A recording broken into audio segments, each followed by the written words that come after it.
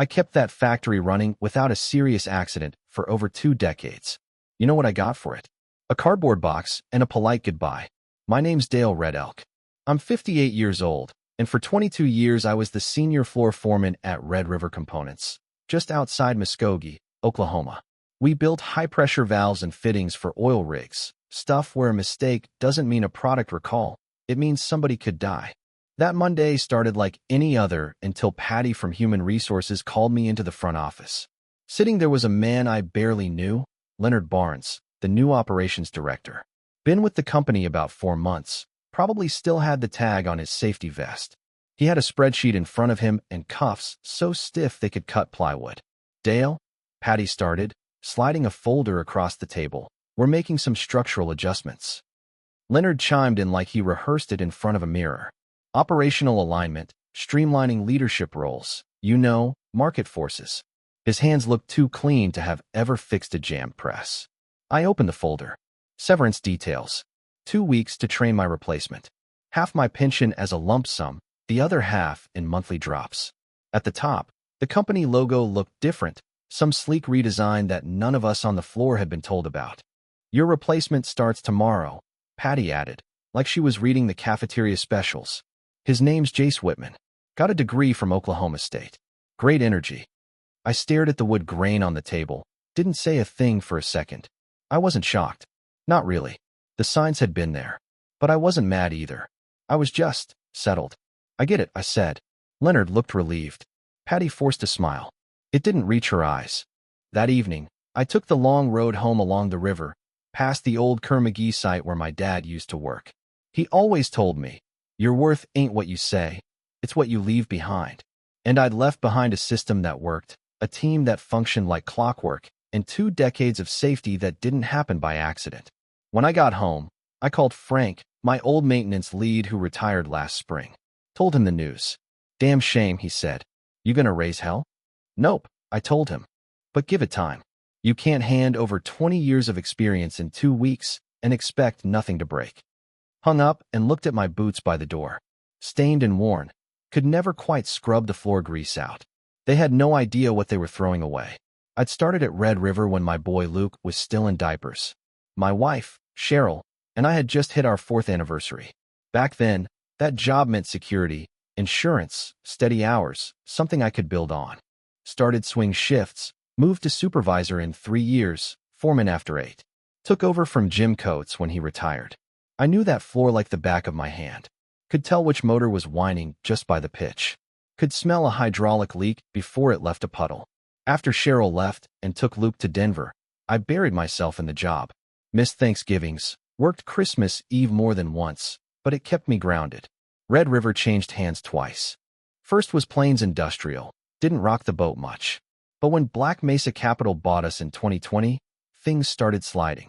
They cut maintenance cycles, swapped quality parts for off-brand imports, started treating production like a race. Leonard came in with his MBA and shiny loafers and started talking about data integration. First week, he held a floor meeting. Performance analytics are going to guide all decision-making going forward.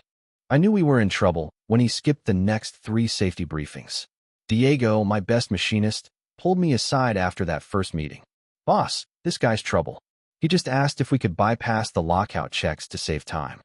I told him we'd do what we've always done. Keep things safe, keep people whole. But more red flags kept popping. Emails about overdue maintenance went ignored. Training funds got slashed.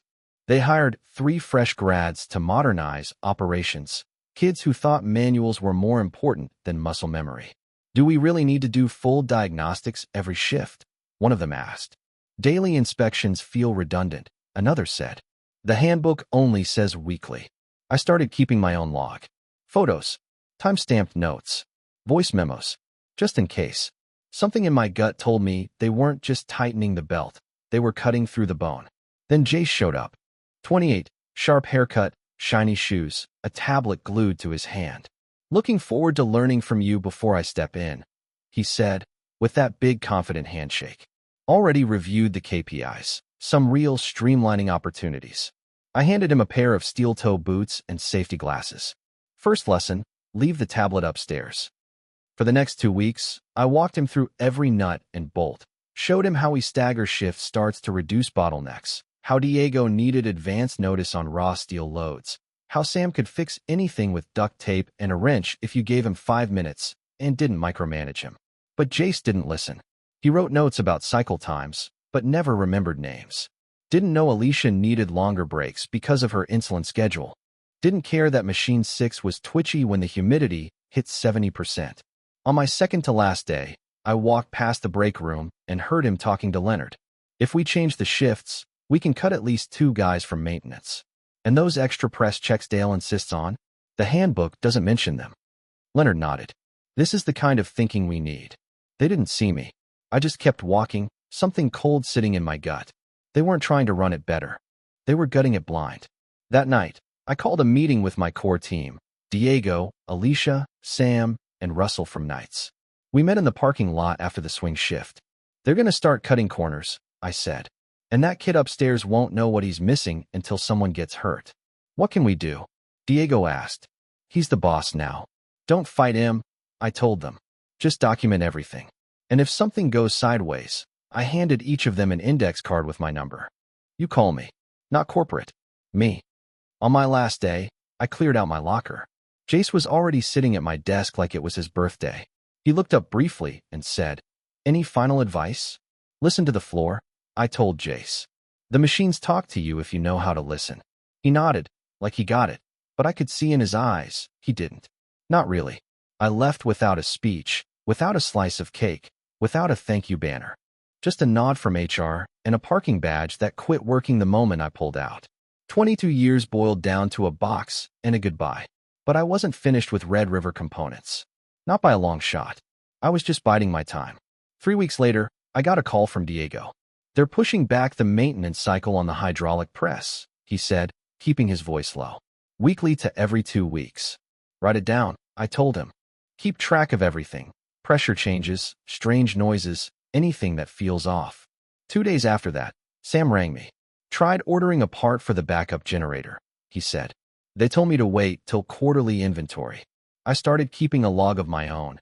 Every call, every complaint, every safety shortcut. Quiet work. Careful work. For weeks in, I sent a message to Leonard and Patty. Polite, straightforward. Given my years maintaining your safety and operations framework, I'm concerned about recent reports. I'd be happy to consult on the risks of changing key protocols. Patty responded fast. Thanks for reaching out, Dale. Transition has gone smoothly, and Jace has introduced several efficiency enhancements. We'll contact you if necessary. Translation? Don't call us. We're moving on. By week 6, it happened.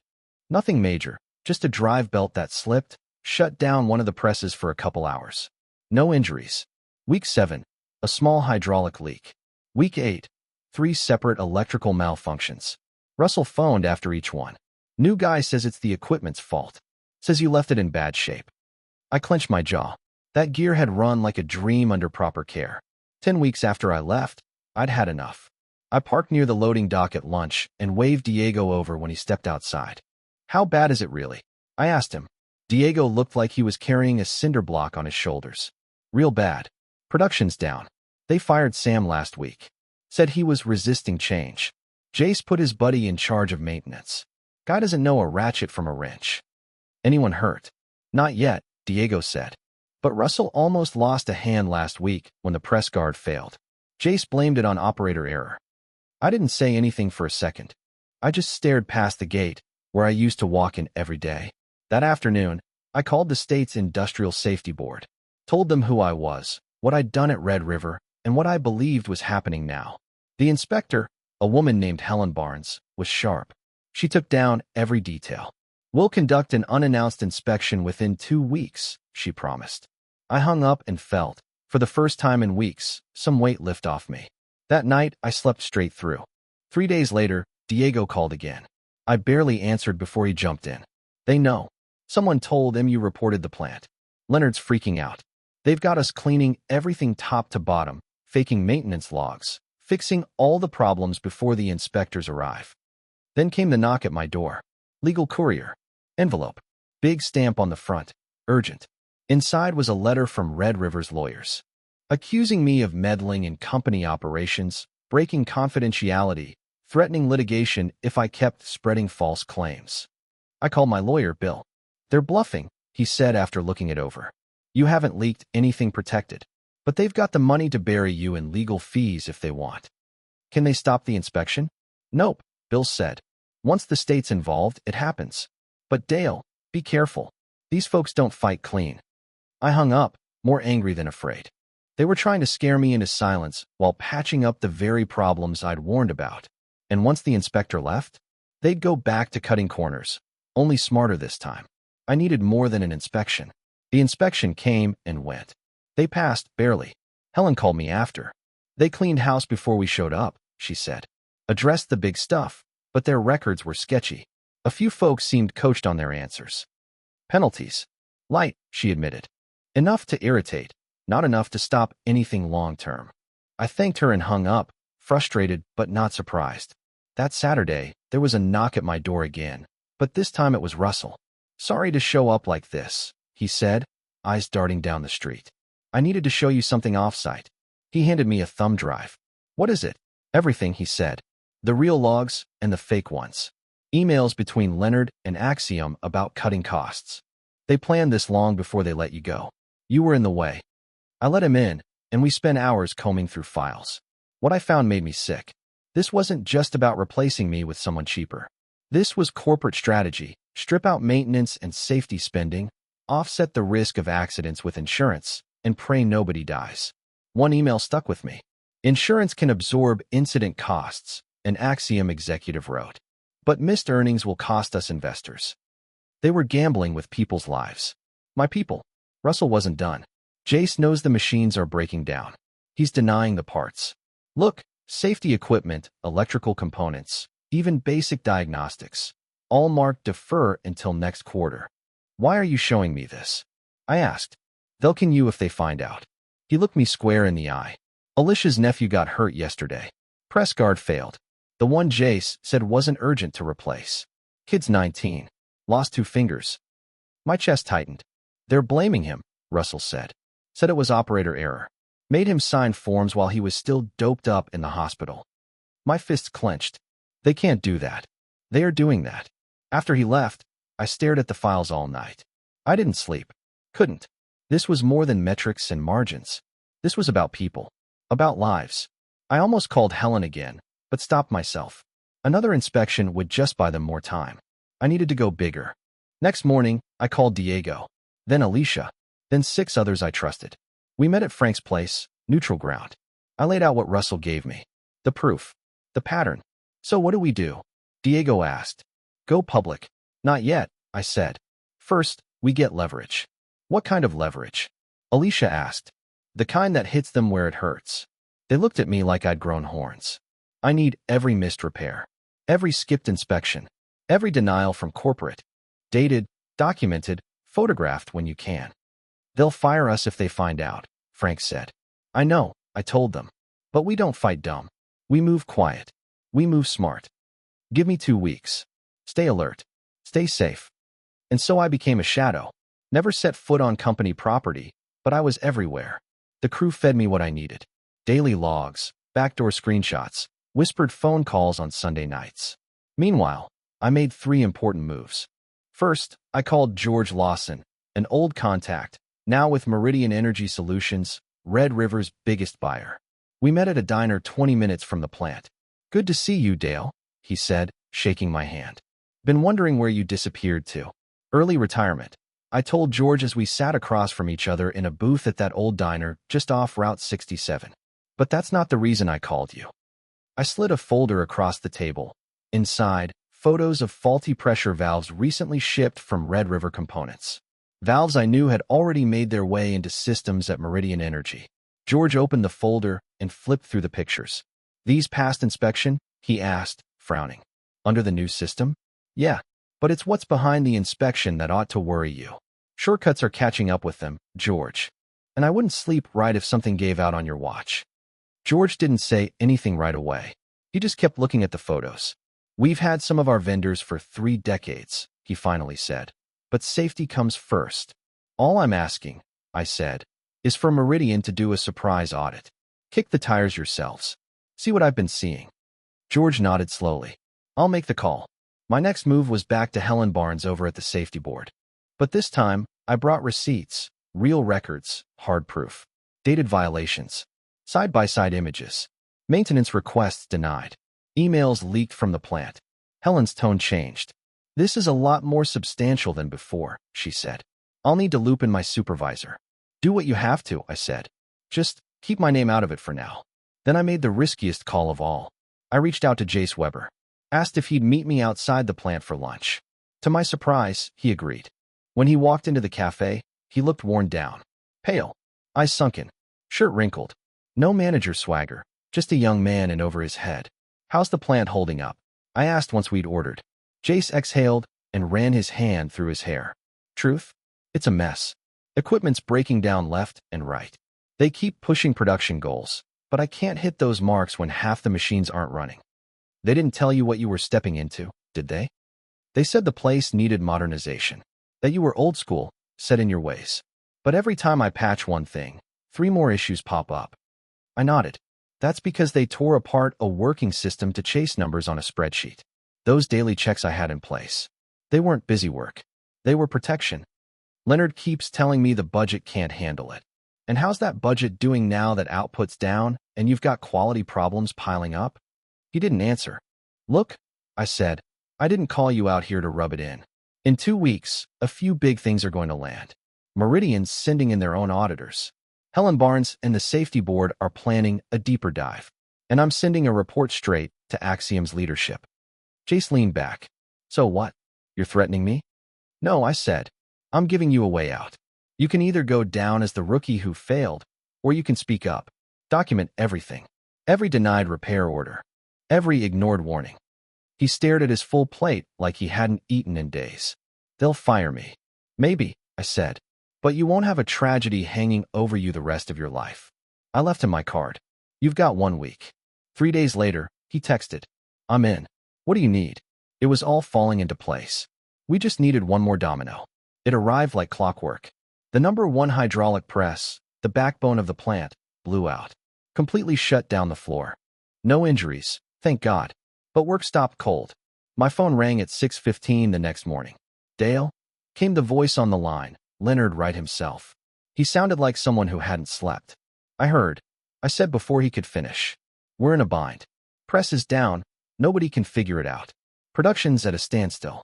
We've got deadlines. Orders stacking up. That's what happens, I said, when you cut out the folks who actually knew that machine.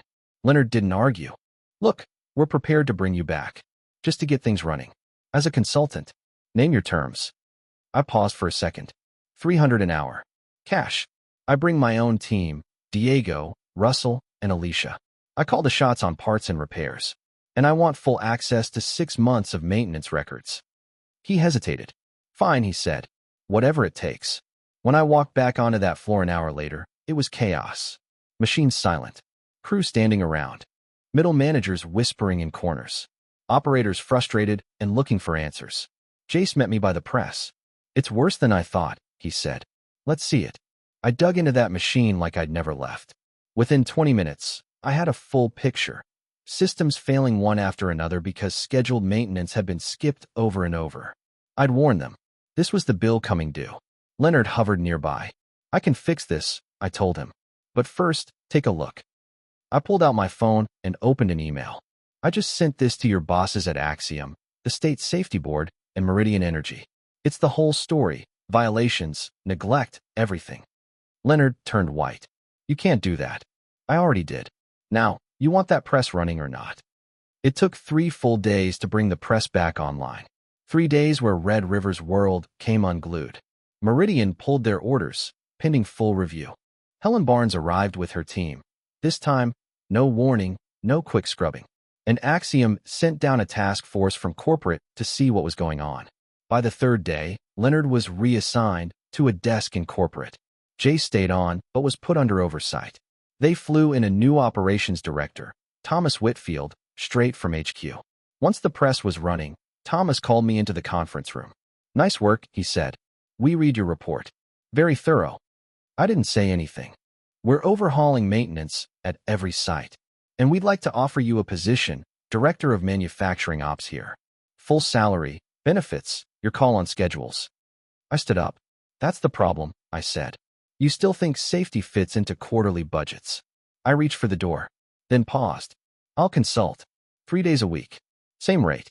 I'll rebuild what you broke, train your folks right, but I'm not signing on full time. Thomas nodded. Fair. I didn't go back for a title or a paycheck. I went back for my people. Diego, Alicia, Russell, every man and woman on that floor who deserved better. That Monday, I stepped back onto the line. The press hummed. The air smelled right again. My boots felt like they belonged. And the machines? They knew I was home.